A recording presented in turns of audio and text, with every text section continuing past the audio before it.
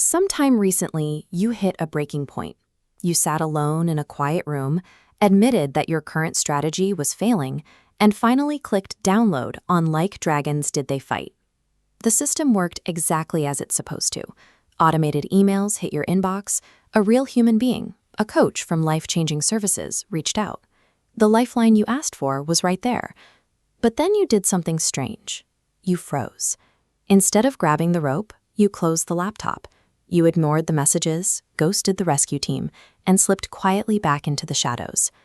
This silence is a specific, predictable response to the pressure of change. It is an instinctive flinch, a learned behavior that keeps the trap tightly closed just as the door begins to open.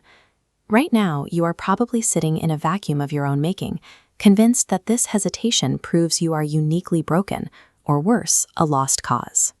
But the urge to withdraw when hurting is a biological reality, our oldest defense mechanism.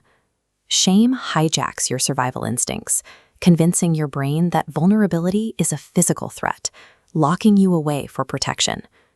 Addictions and mistakes are obstacles that can be dismantled, but staying in the shadows ensures they remain permanent.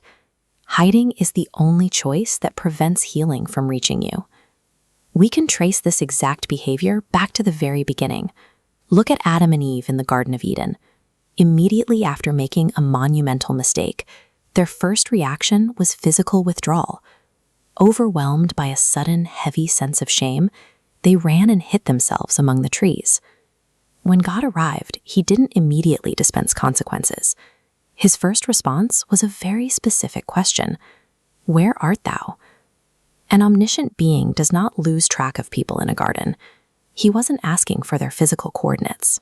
He was inviting them to step out of their psychological hiding place. Divine rescue starts with this invitation to exit the shadows. By stepping into the light, the focus shifts from concealing a behavior to resolving it through the power of a covenant connection. To keep you in those shadows, the adversary deploys a specific psychological weapon, a thick, isolating fog meant to blind you to reality. The scriptures call this the mist of darkness. Inside this fog, he sets shame traps.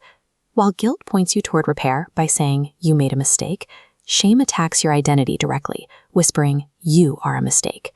Then comes his most deceptive trick. He disguises these accusations, thoughts like, "I should handle this myself," or "They will judge me," so they sound exactly like your own internal voice. Think about this in a physical survival scenario.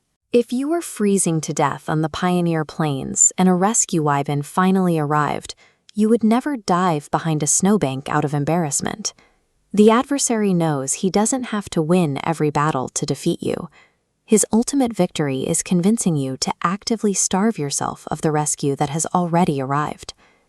This brings us to the specific lie keeping you frozen right now, the belief that you need to string together a few clean days or get yourself put together before you are worthy of support.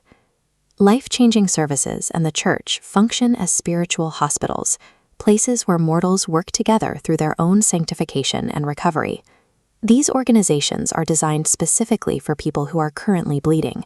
They are staffed by others who are also works in progress, moving toward healing one step at a time. The coaches and mentors who reached out to you have no interest in judging, exposing, or humiliating you. Their only goal is to help treat your psychological and spiritual wounds. You are exactly who the hospital was built for: the wounded, the stumblers, and those currently in the middle of a battle they cannot win alone. The road ahead might look overwhelming, but you do not need to know how to repair your marriage or completely cure your addiction today. We can break the massive weight of recovery down into a single, highly manageable action step. All you have to do is answer the call. Just stop hiding. Reply to that email. Send a text back. Schedule the consultation with the coaches who reached out to you.